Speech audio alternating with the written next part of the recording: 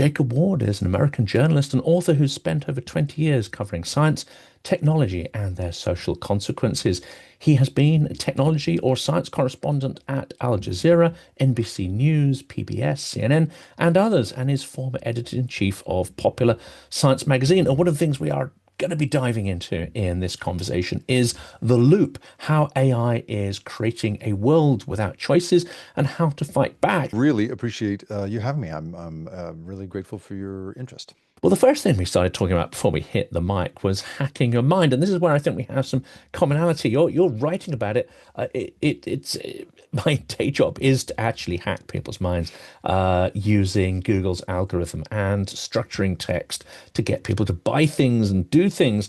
But I think your concerns go far beyond that simple sort of marketing hacks.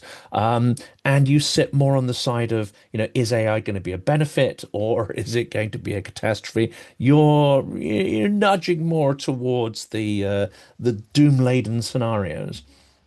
Yeah, I would say that's right. I'm my version of doom, and not that I want to be all about doom here, but my version of concern has to do less with the sort of Terminator scenario and more with, and I don't know if this movie reference will make any sense to you, but Idiocracy, Mike Judge movie about the world's dumbest man waking up in the future and discovering he's the world's smartest man.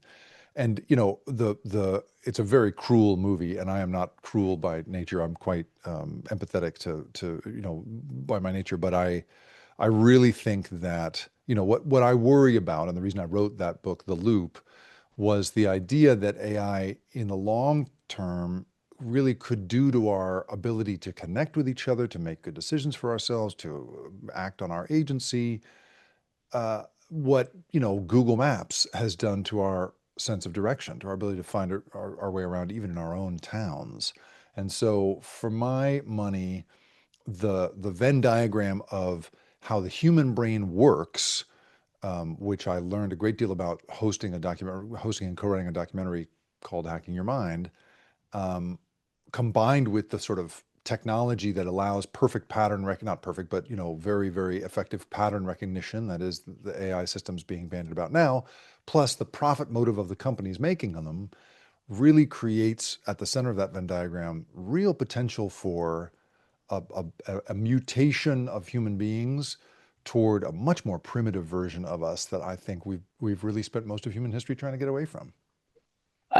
Analogy kind of comes to my mind, which I find an interesting one because I think it turned out to be a false analogy. That was, complaints by the Greeks when writing's introduced and you move away from the oral tradition. Like, well, that's it. That's the end of civilization, right? Right. We don't have to remember all this stuff anymore. It's there on the page. This proved not to be the case. I mean, it was an accelerant for different kinds of knowledge, different transmission of knowledge. You're saying here, though, I think that actually AI, which again is supposedly a quantum leap in what it allows people to do, is perhaps illusory in that sense. It is taking the agency away. It's not going to give rise to the next step change in human civilization and communication, but rather it's a dumbing down process, if I can be crude there. Yeah, I think that's right. I mean, I think one way I like to think about this stuff as someone who's spent a career, looking at how change and innovation, is affecting us on a human level. One thing you can't escape once you study that long enough is the curve of accelerated change over time, right? And so I think you're absolutely correct, right? That the I'm sure the Greeks and then the rise of the printing press and the advent of the radio and all of this has in each of those installations created this very deep worry.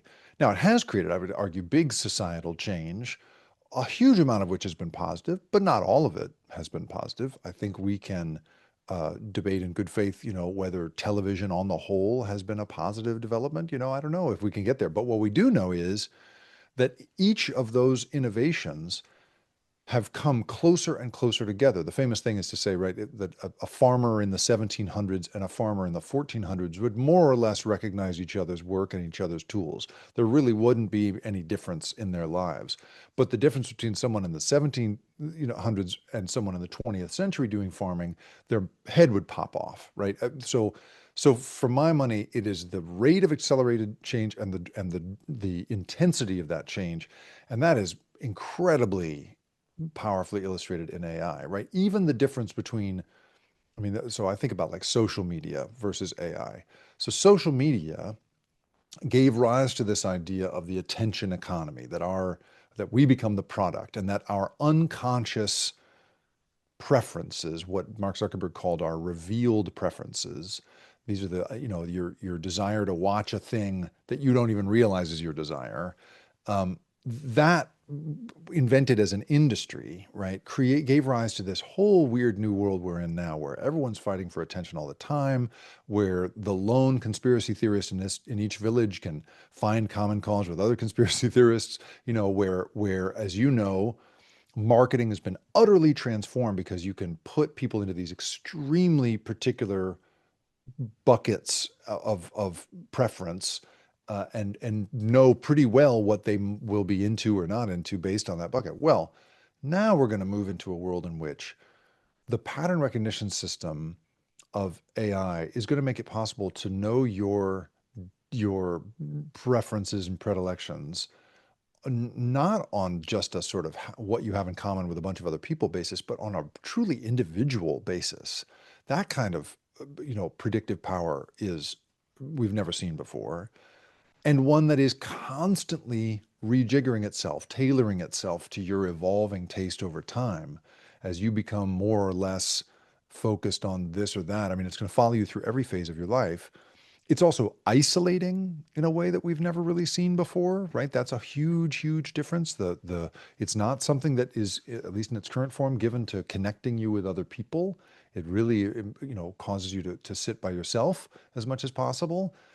And, I would argue it's of all of those inventions, the most perfectly built, not that it's specifically built for this purpose, but it happens to be perfectly built to really grab our instinctive ancient circuitry that loves to outsource our decision making wherever possible, circuitry that loves to be told what to do, doesn't want to make its own choices if at all possible. We love to let autopilot take the wheel. We are really built for that. And this is the most convincing form of autopilot yet. And so that for me is the differentiator. I think obviously there was reason for concern all at every one of those steps, and society had to adjust in each of those steps.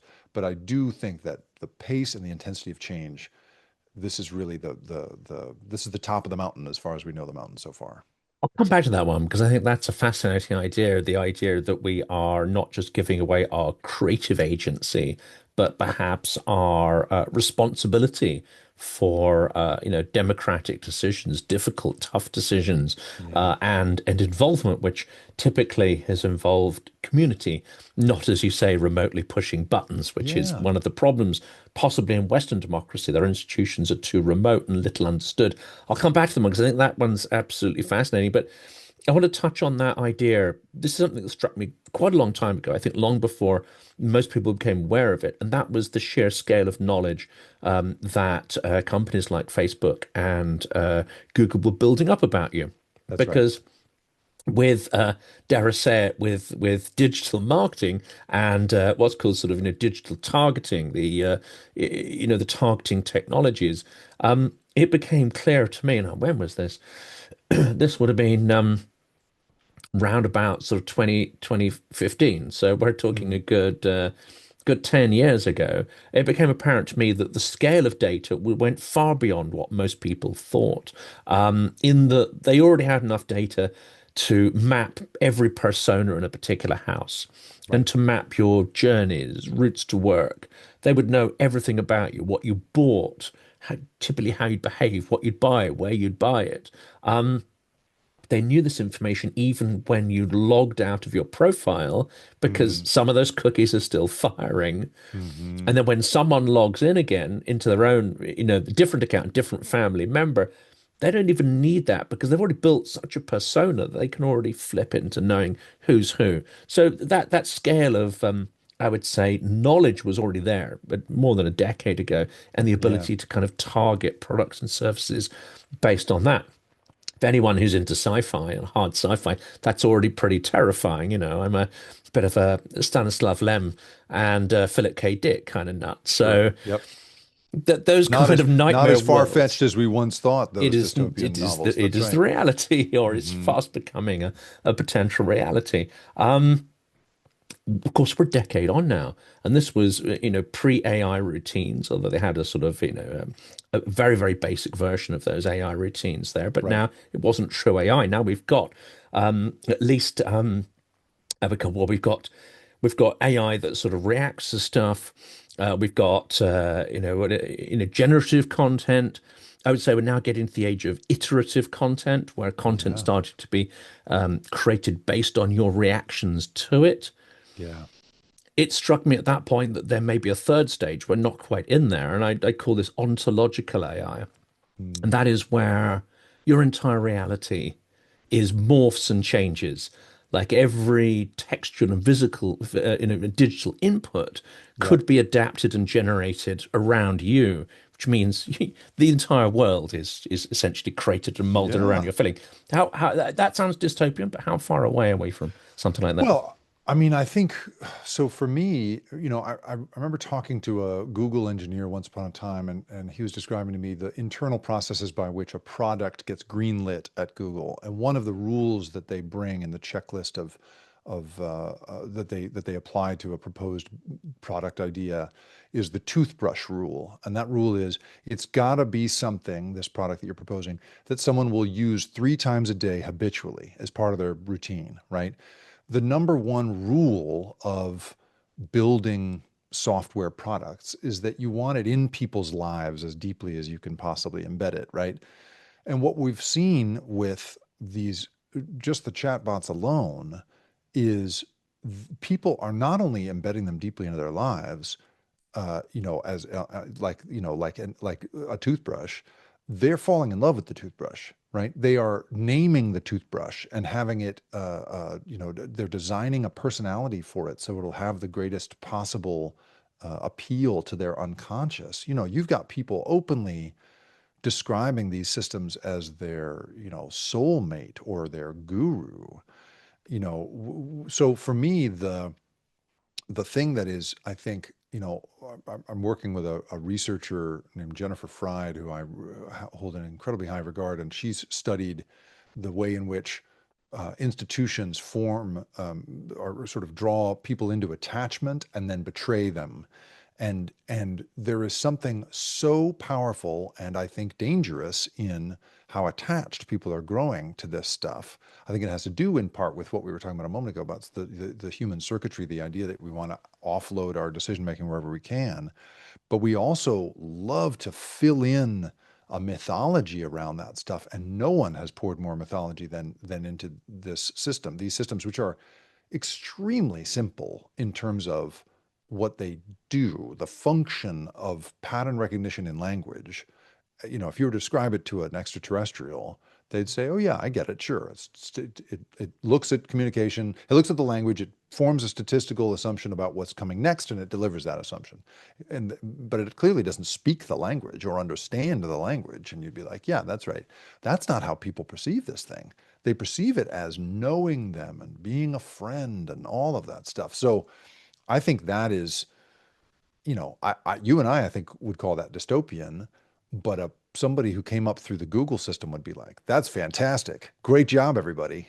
And Yeah, so that's beyond the, Turing's wildest dreams, yeah, probably, or right, right. I mean, that's one of the things that I just think is really an important like thing to remember is the perspective of the people and the motives and incentives of the people building these systems is, they talk about it as a world improving thing, but they are also responsible to their shareholders and their investors. And so I'm sure the story of Joseph Weizenbaum. It's this famous story. In the 1960s, this German-born American researcher at MIT created this teletype machine that he dressed up as a therapist and had people playing with in order to kind of to see what people would do with a faceless conversational partner. And he famously put his secretary in front of it, and in the first 5 minutes, she turned around and said, "I need you to leave the room," because she was prepared to divulge such personal stuff to this incredibly simple teletype back and forth machine. Well, within a few years, people were predicting the end of robot therapy and or the end of human therapy. The American Psychological Association was saying you'll get it from robots. And Weizenbaum was so horrified that he quit the field. He wrote a big book about how scary this whole thing was and what we should learn from it. And then he quit the field and became a climate activist the rest of his life. Well, I tell that story to people in Silicon Valley. It's kind of known by everybody now, so everyone knows what the socially appropriate response is to that story. But back when they didn't know that, I would tell that story to people, and half of the room would say, "Why would he do that? He had a great product ready to go." I literally have heard people say, like, that was a great minimally viable product, you know, having missed the lesson here, And so I just think it's really important to remember the pressure that the makers of these systems are under and the very limited number of humanities courses they've typically taken. So That's going to be it's my tough. point to It's that tough. is because Yeah. I worked for a while. My software company I was a marketing guy for was bought up by a Silicon Valley rival. So I spent quite a bit of time traveling over to the Valley. And what struck me was on some, the sort of, I won't call it even greed because many people, had a vast amount of money, but they would obsessively come into work at ridiculous hours and they'd spend the Yes. weekends. So there's this obsession with problem solving, which I found fascinating. But also, as you say, very few of them have studied the humanities or literature, poetry. This is a sort of a fairly common comparison here, where you can have ambiguity. Several things can be right. There's no right answer. It seemed to me that almost everyone I worked with didn't think like that, that there had to be a right answer. There had to be a black and That's white, a right. zero and a one to every single problem. Now, of course, they've reached such a point of wealth and influence that they're bringing this almost binary understanding of human nature to Yeah. politics, and it's pretty disastrous, I would have to say. Yeah, and if you come from a world in which you A/B test your way to an answer, you begin to believe that there's an answer to everything. I had this really interesting conversation once with it was an interview, an on-the-record interview with a executive at a big Filipino mining company that was doing disastrous mining in the Philippines, and I was asking him just sort of about the damage he's doing to the world. And he's digging out the kind of rare earth materials that you need for chips, basically. And he said this fascinating thing. I'm always so grateful when people say, something as honest as this. He basically, because you just learn so much. He said, "We are human beings and we make things. And as long as we are going to make things, we're going to have an effect on the world around us." He said, "Unless we are all prepared unless we're prepared to live in a world in which I hand on my phone," he held up his phone, "to my great grandchildren. They don't get to make any new phones. They just have to use the same old phones and fly the same planes and wear the same clothes. Unless we're prepared to live in that world, we're going to have to take things from the earth and have an effect on the earth." And I just thought, wow, this guy, I want to put him out in the world sort of saying this because I think what people forget in the world that you are describing is not everything can be optimized. Not everything has there's, the term in AI is an objective function. And I think that currently there is this extremely naive idea about what the objective function of AI might be. I was in a meeting once with an AI maker at the front of the room and a bunch of social scientists in the room. And the AI maker was describing the system about how he was going to create a system for automating the teaching of ethics to an AI system. And he said, blah, blah, blah, blah, here's what we're going to do. And at the end, we will arrive at a set of universal human values. And now I will take your questions. And every hand in the room goes up. And the first questioner says, "I have three questions, actually. what is universal, what is human, and what are values? And the meeting imploded from there, right? So this idea, this very innocent and I would say well-intentioned idea that you can optimize your way to in everything is what's driving a lot of this. And we're about to, through capital expenditures and carbon emissions and everything else. I mean, we're about to destabilize the economy, if not the whole climate, in the name of this technology. And so, is it worth it? I don't know, and I don't think anyone can say. And yet they act with such conviction. It's like having a conversation with a religious zealot sometimes. Indeed, that gets that's the sense. And of course, when you start looking at a local level of the data centers, the water requirements, the impact on the environment, with a robust regulatory regime, yes, maybe you can mitigate that and you can work it through. Where those regulations don't exist, it just, that religious zeal will just drive these things through without any question. And it seems to be again the binary. I'm right, I'm right. So don't question it. There does seem Mm, to be an unwillingness to engage in sort of that nuanced dialogue. Um, Coming back to this idea of whether it's a benefit or not, and actually who is crafting it. So theoretically, they're crafted based on all of human learning and all of human experience. But mm, again, anyone who studied history will tell you there's lots of good stuff in history. There's lots of fairly grim stuff as well. And in fact, we have only been moving beyond what could be described as a very traditional extractive idea of the world.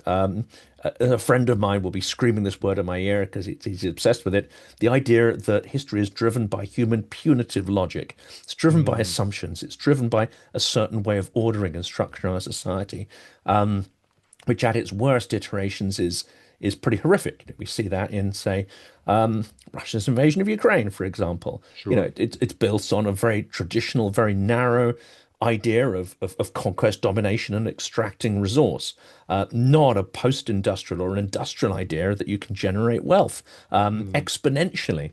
And it's not tied to the land or physical resources or even the number of humans you've got. So who is programming? What conception of the world history and human psychology is actually forming the foundation? I assume many of the AI engineers are not even thinking in these terms when they architect these systems.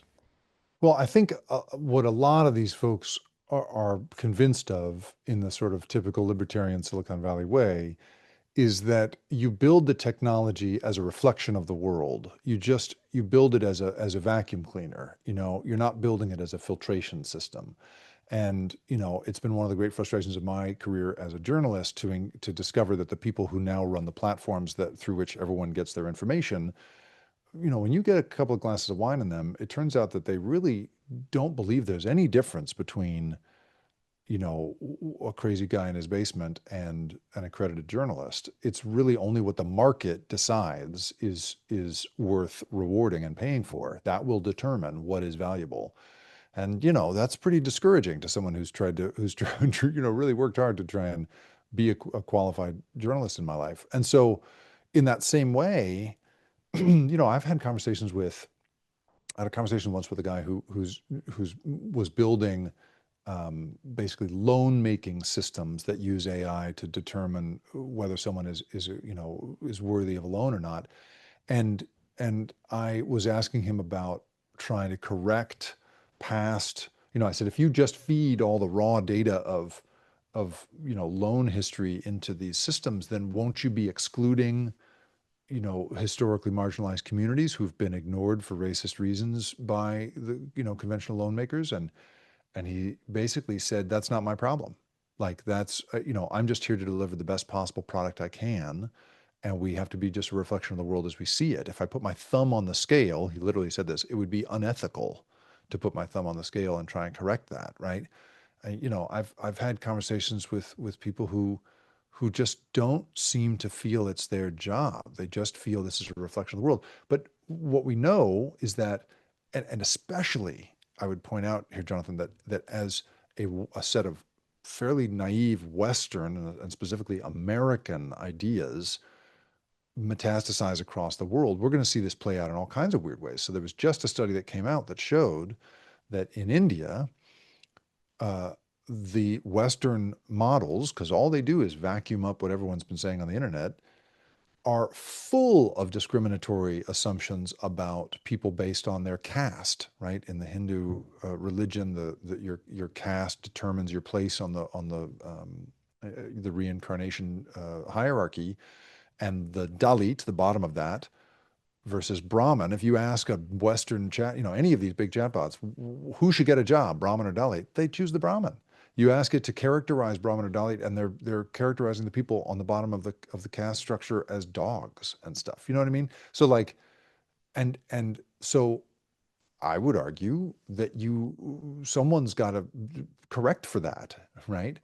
But you literally have people who believe that it's not really their job to do that, that their function is really to just reflect the world as they see it. And that I think is one of the really dangerous things about this, especially because, as we were talking about before, we are so programmed. Evolution has programmed us to accept what these things say. We love to hand off our thinking. We love to not make our own choices. And so when these things are dressed up as if they can't be wrong, and yet, as we know, they're full of the racism of the world and all other forms of prejudice, then I don't know, man. I think we got to rethink the whole notion of neutrality here.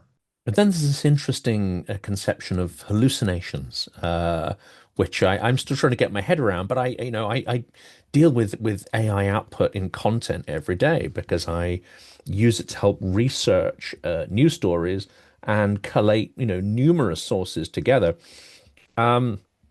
It seems a lot of these hallucinations arise from two things. One is people are not very good at crafting queries. So they're not going to get, you put nonsense in, you're going to get nonsense out. But even when you refine and perfect and continually tinker with these, and I have really long, I have queries that can go to two sides of instruction to produce a simple plan for a news item, then it seems to be I'm endlessly amazed at how remarkable it actually is. That it's not just a summary of a bunch of articles. It tends to be better than most of the individual source material in that, in aggregate, it produces something which is extraordinarily logical and accurate. And I've got various routines that double check dates and that kind of stuff.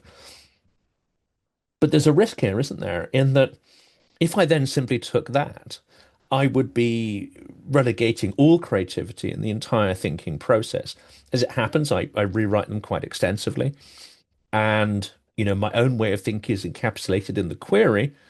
So it saves a lot of time, but I still want to put my own individual mark in it. But I've seen people in professional life who they're just desperate to hand off any responsibility for thinking, the hard work of thinking to another entity. And they almost internalize the idea that they've become a genius because they're producing something that might actually be qualitatively better than if they produced it themselves, but they haven't done any of the thinking process.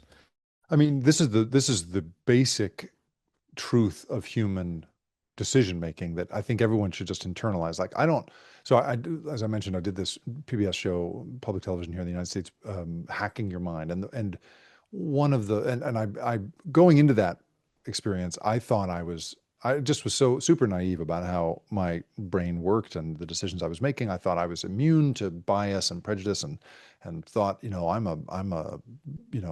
my own guy. I'm driving the ship, and then you go and you spend as time as I did, speaking to the top experts in behavioral science around the world, undergoing experiments that they have administered to millions of people, and suddenly you realize, oh, most of my choices are being made by these unconscious systems, right? And the big takeaway, basically, of the last century of behavioral science is we are literally built to unconsciously gather and transmit signals for our behavior that require no conscious thinking really at all.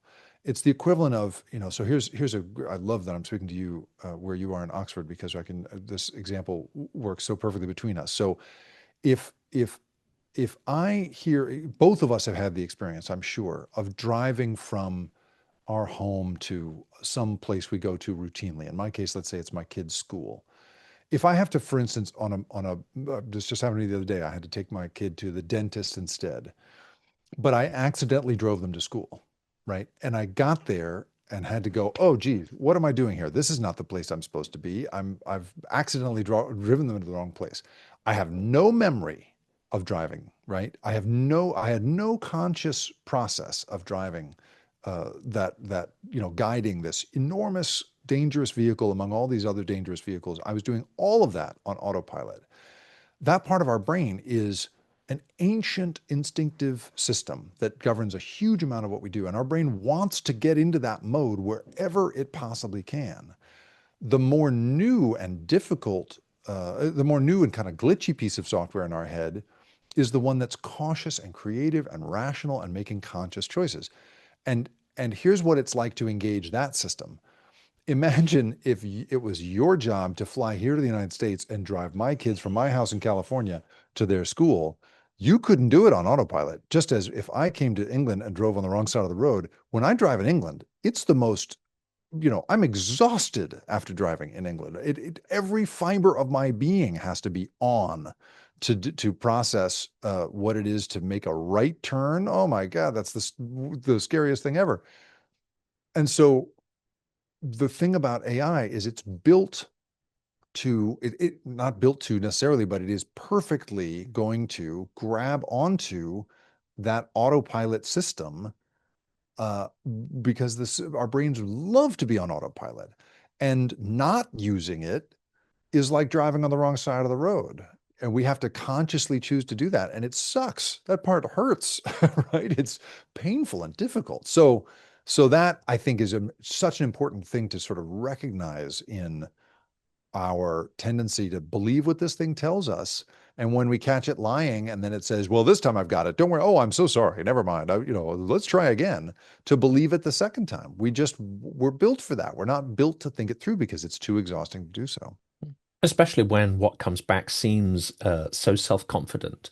And I think actually they've built self-confidence into the algorithm. Sure, someone's architected to say, okay, this is a product. This product has to be sure of itself. It has to have that particular, shiny packaging.